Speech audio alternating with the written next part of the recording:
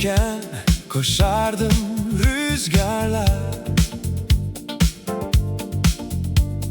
hayaller taşırdım cebimde umutlarla. Dağlar uzaktaydı, gökyüzü çok büyük. Her yeni sabah bana görünürdü bir mucize gibi. O zamanlar zaman yavaş akardı,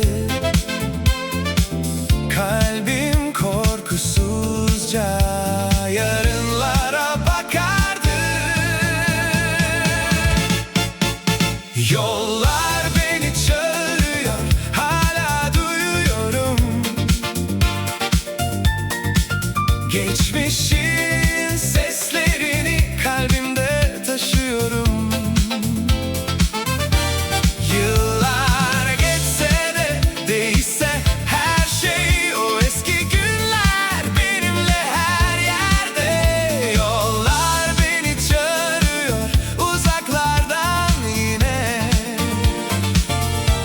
Bir çocuk gülümser hatıralarımın içinde.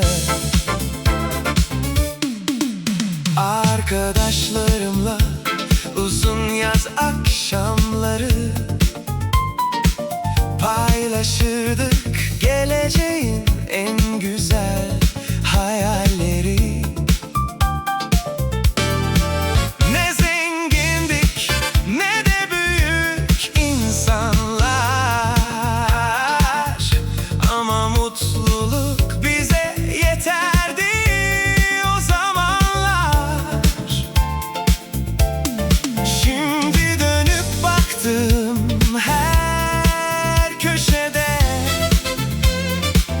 bir anı bekliyor sessizce. Yollar beni çağırıyor, hala duyuyorum.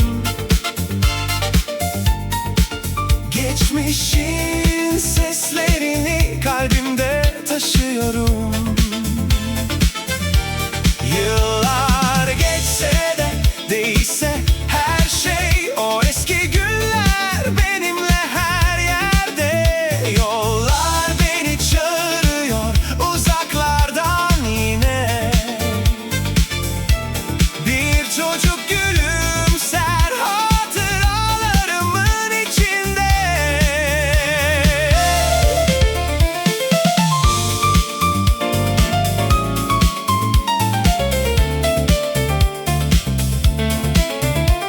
Duygusal ve nostaljik piyano melodisi. Belki zaman geri dönmez artık, ama anılar kalbimde bir şarkı gibi. Ne kadar uzağa gidersem gideyim, İçimdeki çocuk benimle yürür. Yollar beni çağırıyor sonsuza kadar. Geçmişin ışığı hala bana yol açar. Yıllar geçse de silinmez izleri, kalbimde yaşar en güzel günleri. Yollar beni çağırıyor uzaklardan yine. Hayat devam eder umutların peşinde. Bir çocuk koşuyor rüzgarla birlikte, ve ben onu görüyorum her hatırada. Yollar beni çağırıyor, hala her yeni sabah.